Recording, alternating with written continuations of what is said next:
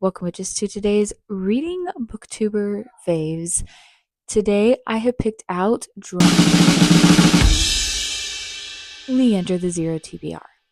Let me explain why I picked her. I absolutely love the way that Leandra does very thoughtful, very well-rounded reviews of books, whether she likes them, hates them, or is kind of indifferent to them.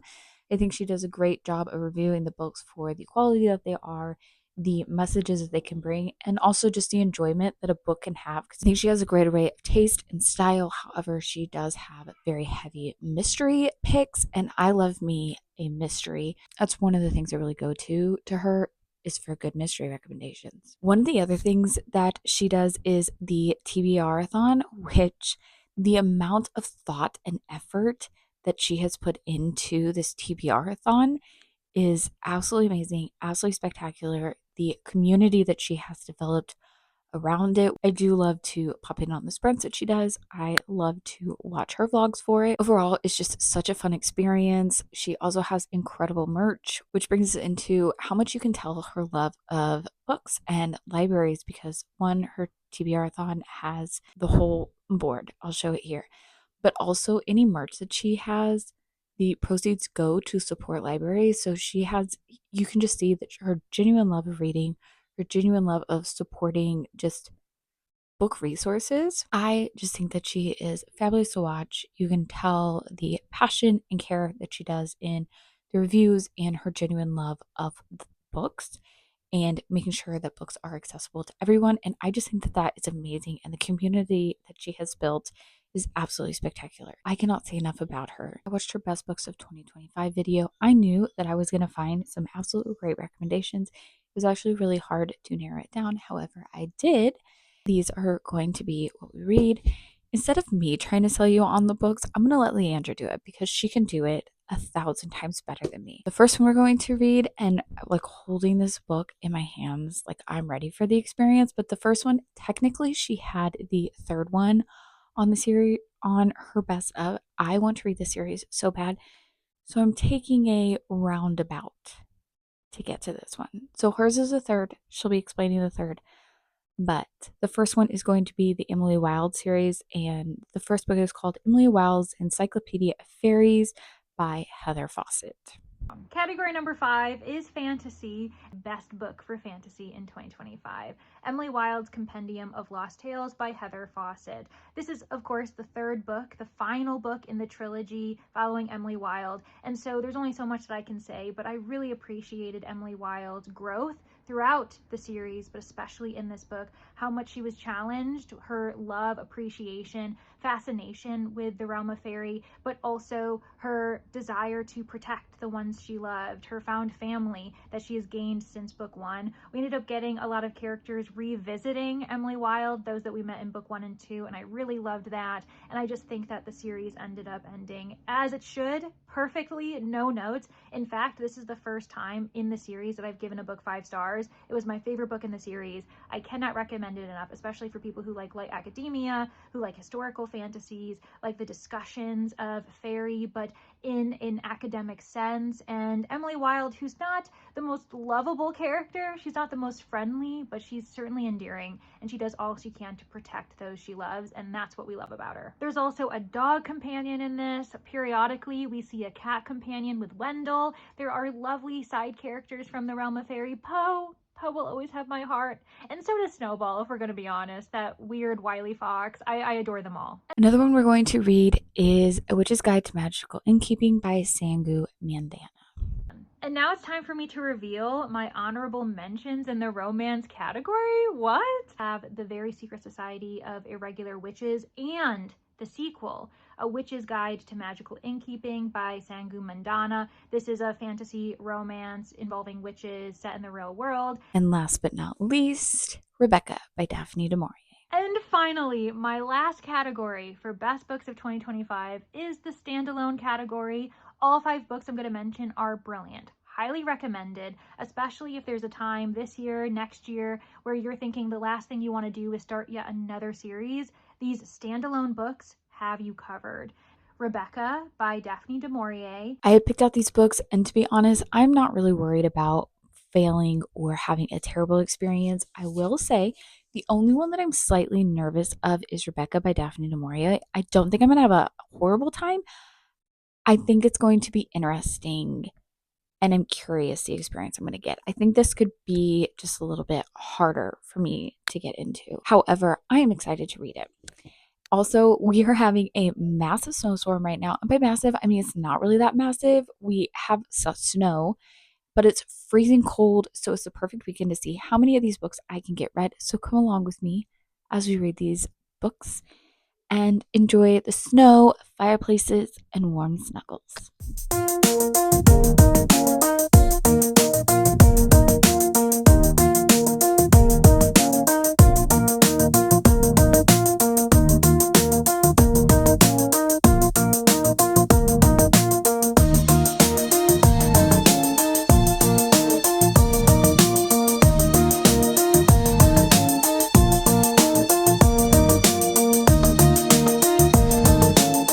Another bedroom update because I am just trying to find a quiet space where the kids aren't on my lap, there's not a dog, so that I can make an update because we have been reading Emily Wilde's Encyclopedia of Fairies, and I'm absolutely loving this so far.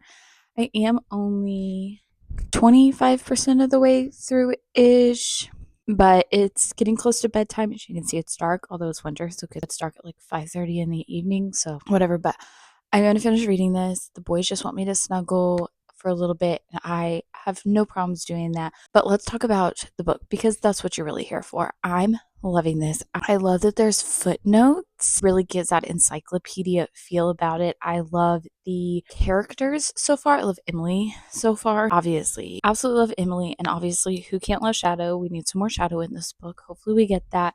Brambley is something I have some thoughts on him about maybe her theories of his trueness, if you will. I don't want to spoil anything, even though it's in the first quarter. I still think it was kind of like a moment like I was not thinking that. However, I'm really liking it and I'm loving the sprinkle of facts very naturally into the story on fairies. And I feel like I'm learning everything and I'm like, I need this stuff to be real.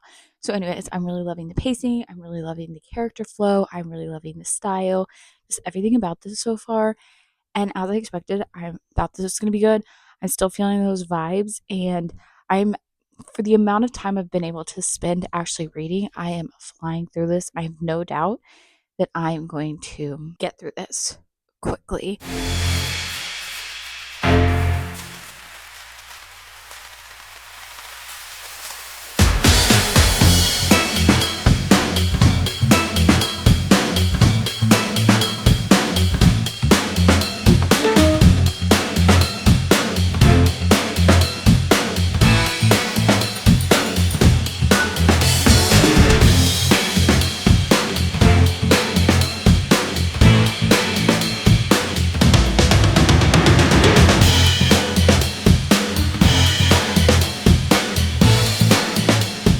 Apparently, I'm getting a cold, which is fantastic. So don't mind my Rudolph nose. I've been blowing my nose a lot. However, let's talk more about Emily Wilde's Encyclopedia of Fairies. I'm obsessed. I love this book so much. Bramley's demeanor and attitude and the way he talks and handles himself is hilarious. There's so many funny moments in this, but there's also enough stakes, but not too high of stakes. So it's balancing that really well. The characters all are well done, especially Emily and Bramley and Shadow, of course.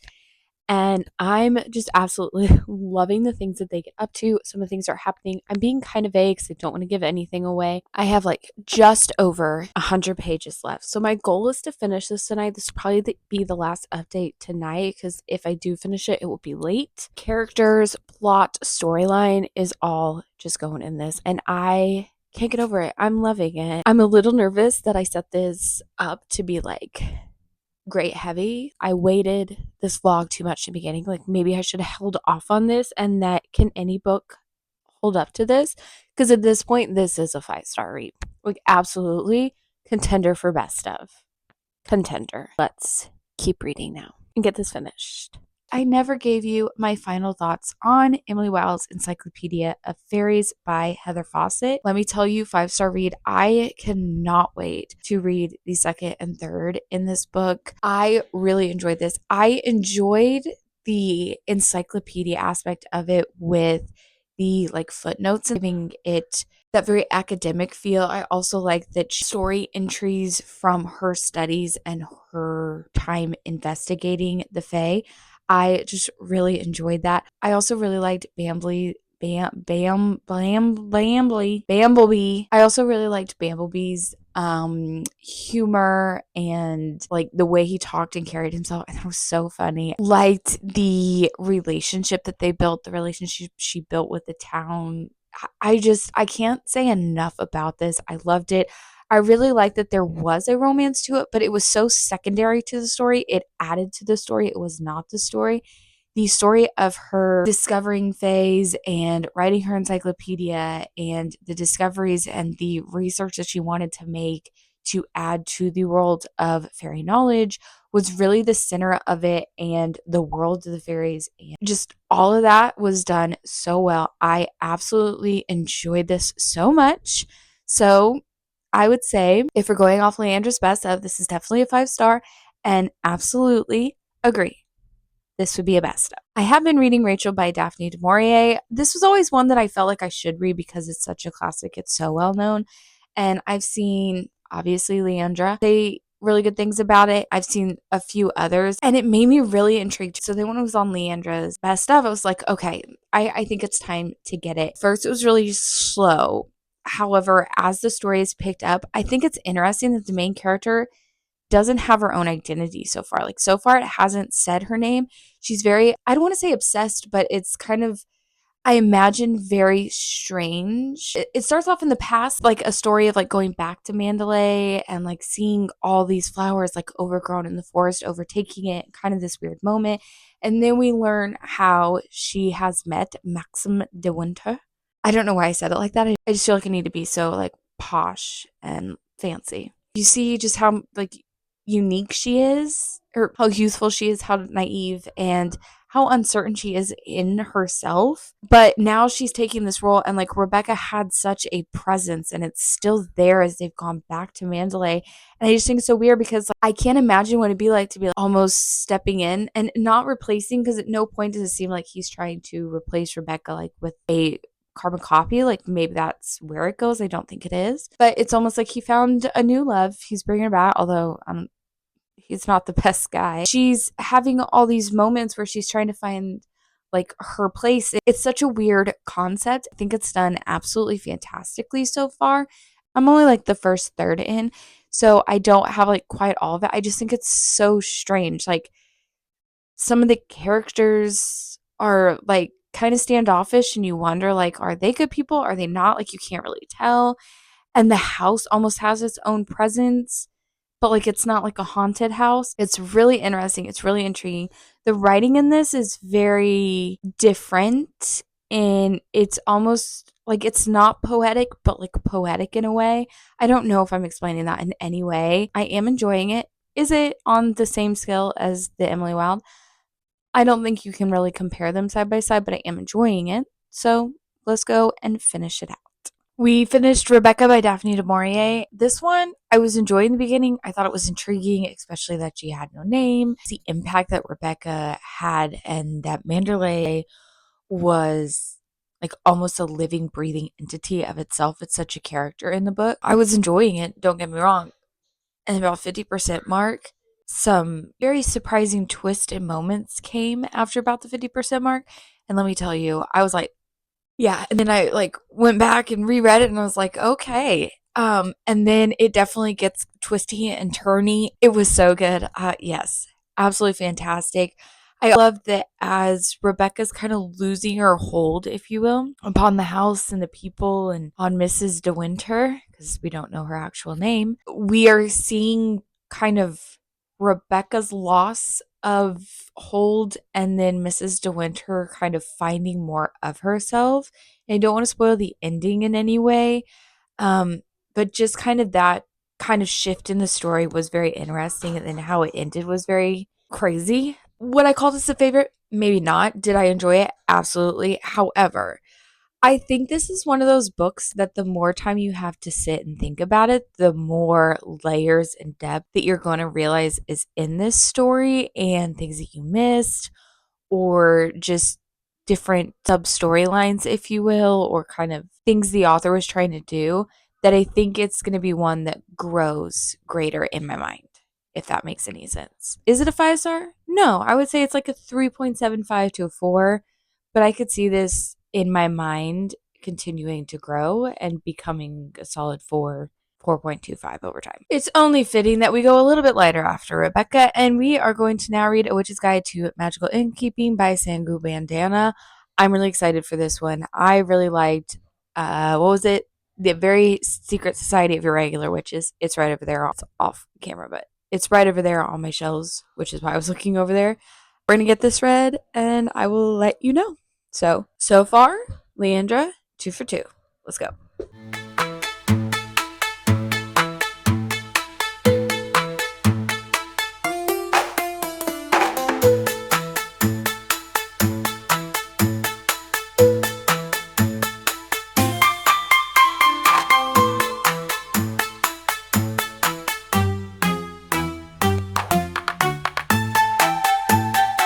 I'm being a weirdo filming in a parking lot, so we're going to be stealthy about this.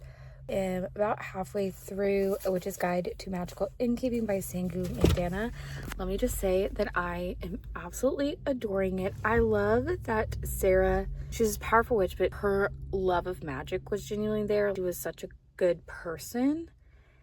I love that, like, even though she lost it and it's hard, she has these moments of bitterness and crankiness, and she's a little snarky. She's just still very sweet. She's very caring. She's very loving. And you could just feel that in her character. And I'm really liking that. And I'm liking that there's definitely feeling an undertone of a romance between her and Luke. However, it's not the story. It's just a very supporting character almost. Like, it's just supporting the story, even though, yes, she has her moments where she talks about like, he's so hot, but there's so much more to it. She's not obsessing about that, and it's not becoming an obsession. Anyways, I just think that that's been very supportive. And so I'm absolutely loving it. I like that there's a true story behind it. It's not just a bunch of ridiculousness. I think it's just like how she wrote The Very Secret Society of Irregular Witches, where it was heartfelt. The characters weren't just like stupid or having like miscommunications. Like, they were really great character writing, etc. With that being said, I learned that M Reads is doing a Lord of the Rings read along, and I've really been wanting to read Lord of the Rings because, full disclosure, I haven't actually read Lord of the Rings. However, I love those movies. I've done a run challenge. I'll show my medals because they're so cool from the Conquer. They have another one for like the Hobbit I'm going to do. Anyways, long story short, back to what we're doing. I really want to do the read along. I probably, because it's been going on, I won't be able to catch up in time. So I won't be like doing it live, but I want to do it. So I decided, I just went and got my back cracked and my hip was out of place. Now my back's a little sore. It wasn't really hurting before, but I could just tell because I like start like limping when I run. Anyways, focus.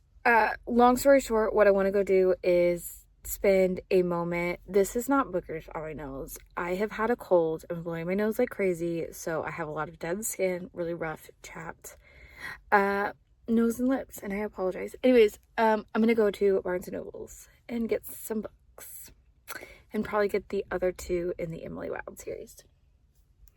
So come to Barnes & Noble with me.